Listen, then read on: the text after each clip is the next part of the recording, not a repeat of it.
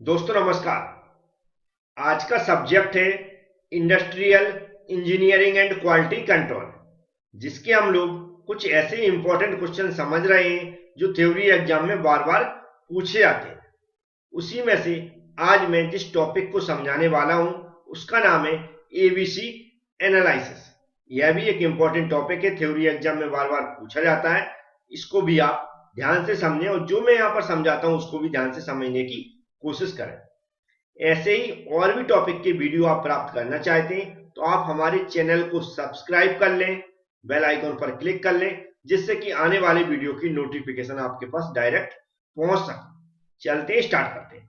सबसे पहले समझते हैं एबीसी एनालिसिस, यह टॉपिक किस चैप्टर से लिया गया। तो जो सब्जेक्ट है हमारा इंडस्ट्रियल इंजीनियरिंग, इसका एक चैप्टर है इन्वेंट्री, वहां से इस टॉपिक को लिया गया। तो इन्वेंट्री क्या होती है आप लोग अच्छे से समझते होंगे। कोई भी कंपनी होती है, उसके अंदर जो भी प्रोडक्ट हमारे मैन्युफैक्चर होते हैं वह कैसे होते हैं आप सभी लोग समझते हैं। सबसे पहले तो बाहर से जो मटेरियल आता है उसे हम क्या बोलते हैं, रॉ मटेरियल बोलते हैं।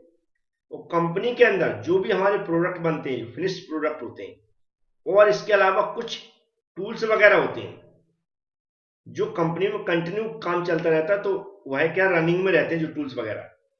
तो जो हमारा रॉ मटेरियल हो गया या फिर हमारे जो प्रोडक्ट बनने के बाद या हमारे टूल्स वगैरह हो गए, इन सबको किसी एक जगह स्टोर किया जाता है। क्या किया जाता है, स्टोर किया जाता है, जिससे समय आने पर इनका उपयोग किया जा सके या कंपनी के अंदर भेजा जा सके सिस्टम से। तो ये जो आइटम्स मैंने बताए, चाहे वो रॉ मटेरियल हो या हमारे प्रोडक्ट बनने के बाद हो या टूल्स वगैरह हो या कोई अदर आइटम भी हो सकता है, जो स्टोर करना है यही क्या कहलाता है, इन्वेंट्री कहलाता है। क्या कहलाता है, इन्वेंट्री।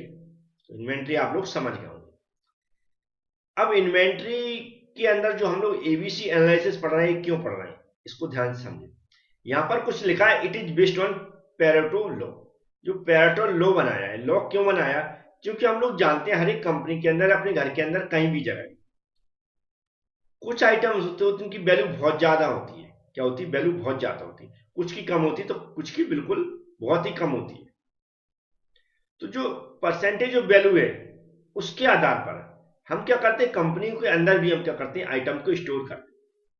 किसके आधार पर, वैल्यू के आधार पर, और जो हमारी कंपनी का मुनाफा है उसके आधार पर। तो उसी को समझने के लिए हम लोग क्या करते हैं, एबीसी एनालिसिस करते हैं उन आइटम को, कि हमारे जो आइटम्स हैं या जो भी हमारे प्रोडक्ट हैं या कोई अदर चीज है, कि उनकी किस प्रोडक्ट की कितने परसेंट वैल्यू है हमारी कंपनी में। तो उसके लिए हम क्या करते हैं, ग्राफ ड्रॉ करते हैं, इसे बोलते हैं एबीसी एनालिसिस। अब ये पैरेटो लॉ क्या है, इसको ध्यान से हमें समझना होगा, तभी हमें एबीसी एनालिसिस समझ में आएगा। पैरेटो लॉ को हम क्या 80/20 भी बोलते हैं। क्या बोलते हैं, 80/20 भी बोलते हैं। इसको एक एग्जांपल से मैं समझा रहा हूं, ध्यान से समझें। कोई भी कंपनी है या कोई भी संस्थान है, वहां पर बहुत सारे कर्मचारी काम करते हैं। क्या करते हैं, बहुत सारे कर्मचारी काम करते हैं। ये पेरेटो लॉ क्या कहता है कि वहां पर जो कर्मचारी हैं उनमें सिर्फ 20% ऐसे कर्मचारी होते हैं। कितने, 20% ऐसे कर्मचारी होते हैं जो कंपनी का 80% मुनाफा दिलाते हैं या आउटपुट देते हैं। क्या समझ में आया, सिर्फ 20% ही ऐसे कर्मचारी होते हैं जो उसमें इस तरह काम करते हैं कि कंपनी को 80% तक मुनाफा दिलाते हैं। बकाया सब ऐसे ही वेस्टेज होते हैं, ऐसे ही नॉर्मल काम करते हैं। ये पेरेटो लॉ कहता है। ऐसे ही इसने कंपनी के आइटम पर भी बोला है। कंपनी के अंदर जो कुछ आइटम ऐसे होते हैं, या जो टोटल आइटम है उसमें से 20% ऐसे आइटम होते हैं जो क्या करते हैं, मुझे 80% मुनाफा दिलाते हैं कंपनी का। तो इस चीज को हम कहीं भी लागू कर सकते हैं। तो ये पेरेटो लॉ ने जो भी हमारा एबीसी एनालिसिस का एक ग्राफ ड्रॉ किया, इसने अपने अकॉर्डिंग क्या बताया है, इस ग्राफ के थ्रू हम लोग समझेंगे। तो यहां पर कुछ लिखा हुआ है, इसने क्या किया, जो भी कंपनी का आइटम है जो स्टॉक में रखे हैं उनको 3 भागों में डिवाइड कर दिया, एबीसी। अब एबीसी 3 भाग क्या होते हैं और कैसे इनको समझेंगे, इस ग्राफ के थ्रू हमें समझना होगा। पेरेटो लॉ क्या होता है आप समझ गए होंगे, किसी भी जगह आप अप्लाई कर सकते हैं। वह यह कहता है कि उस जगह जो भी काम हो रहा है, प्रोडक्ट बन रहे हैं या फिर कुछ अदर है, उसमें क्या होता है, हमारे 20% ऐसे आइटम होते हैं, ऐसे कर्मचारी होते हैं जो मुझे 80% तक मुनाफा दिलाते हैं या फिर आउटपुट देते हैं। इतना आपको समझना है। इसके अलावा इस ग्राफ को कैसे समझना, कैसे एक्सप्लेन करना है, मैं आगे बता देता हूं। तो जो हमें आइटम स्टॉक करना है उनको, इसकी जो डेफिनेशन हम लोगों ने पढ़ी फैराडे लॉ के अकॉर्डिंग, 3 भागों में डिवाइड करना है। कितने? 3 भागों में। पहला भाग ए क्लास आइटम होती है, दूसरा होता है बी क्लास आइटम, तीसरे होता है सी क्लास आइटम। कितना? A class item, B class item और C class item. A class item ऐसे आइटम होते हैं जिनकी वैल्यू बहुत ज्यादा होती है, लेकिन नंबर ऑफ संख्या, जो संख्या रहती है वह कम रहती है। मतलब प्रोडक्ट कम होंगे लेकिन उनकी वैल्यू बहुत ज्यादा होगी। और जो हमारी कंपनी का कैपिटल रहता है वह इस पर डिपेंड रहता है। किस पर? ए क्लास आइटम पर, जिसमें इन्वेस्ट भी ज्यादा रहता है और मुनाफा भी बहुत ज्यादा होता है, लेकिन नंबर में कम होते, मतलब संख्या कम होती है, इनकी वैल्यू ज्यादा होती है। तो इस ग्राफ में जो ए आइटम दर्शा है, यहां पर आपको दिख रहा होगा इस ग्राफ के अकॉर्डिंग, कि यहां पर हमने मान लिया कि 5 से 10%, किससे? 5 से 10% ऐसे आइटम है जो कंपनी का सबसे ज्यादा मुनाफा देते हैं, उनकी संख्या क्या रहती है? कम रहती है। तो यहां पर परसेंटेज ऑफ वैल्यू बताएगी, मतलब 80% तक, 70 से 80% तक इनकी वैल्यू रहती है कंपनी के अंदर, लेकिन इनकी संख्या 5 से 10% रहती है। तो एक ऐसे आइटम जिनकी वैल्यू सबसे ज्यादा है, परसेंटेज वैल्यू, आइटम कम होते हैं और सबसे ज्यादा मुनाफा देते हैं हमें कंपनी को, उनको हम क्या? ए क्लास आइटम में रखते हैं। और जो हमारा स्टॉक रहता है जहां पर इनको सबको स्टोर किया था, वह जगह भी कम घिरते हैं क्योंकि संख्या उनकी कम होती है। फिर बात करते हैं बी क्लास आइटम की। बी क्लास आइटम मॉडरेट होते हैं, मतलब बीच के, जो कंपनी का एक हिस्सा रहता है और बांध के चलते कंपनी का काम चलता रहता है। ऐसे आइटमों को हम बी क्लास आइटम में बोलते हैं। ऐसे आइटम की संख्या 10 से 20% तक रहती है। कितने?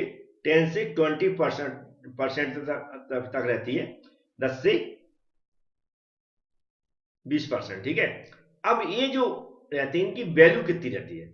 जो हमारी कंपनी का इन्वेस्टमेंट है या फिर जो हमारा फायदा है, मुनाफा है, उसमें इनकी वैल्यू लगभग 15% तक रहती है। कितनी रहती? 15% तक। जो भी हमारा कैपिटल हो सब 15% तक इसका सिस्टम रहता है।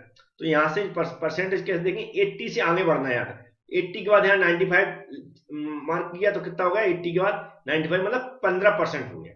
तो आप नीचे से ना देखें, 0 से 80% किसकी वैल्यू हो गई है? हमारी परसेंटेज वैल्यू ए आइटम्स की। फिर 80 से 95 तक, मतलब 15% वैल्यू किसकी है? बी आइटम की, जिनकी संख्या नॉर्मल रहती है 10 से 20%। समझ गए होंगे। इसके बाद आते हैं सी क्लास आइटम। क्या आते हैं? सी क्लास आइटम। सी क्लास आइटम भी देखें तो इनकी वैल्यू कितनी? लगभग 10% के आसपास रहती है। कितनी रहती है? लगभग 10% के आसपास रहती है वैल्यू। और अब यहां से देखें हम, जो 30% के बाद लगभग सारे जो आइटम रहते हैं, नंबर ऑफ आइटम, वह सब कौन से होते हैं? सी क्लास के आइटम रहते हैं। जैसे मैं परसेंटेज निकाला तो हमने मान लिया कि 10% लगभग हमारे ए क्लास के हो गए और 20% तक हमारे कितने हो गए? 10 से 20% हमारे बी क्लास के हो गए। टोटल कितने हो गए? लगभग 40 से 45% हो गए। और 45 के बाद कितने बचे? लगभग 55% बचे हुए। तो 55% आइटम जो रहेंगे वह कौन से होंगे? सी क्लास के आइटम होंगे। उनकी वैल्यू जो भाग रहेगा वो लगभग कंपनी के जो उसमें फायदे में वह कितना रहता है? लगभग 10% समथिंग रहता है। जो परसेंटेज जो वैल्यू बोले तो कितनी रहती है? 10%। परसेंटेज यहाँ पर कैसे शो कराया है? पहले से 0 से 80 पर, 8 से 80 फिर 10-15% किसकी हो गई? B class. फिर 10% लगभग हमारी किसकी मान ली मैंने?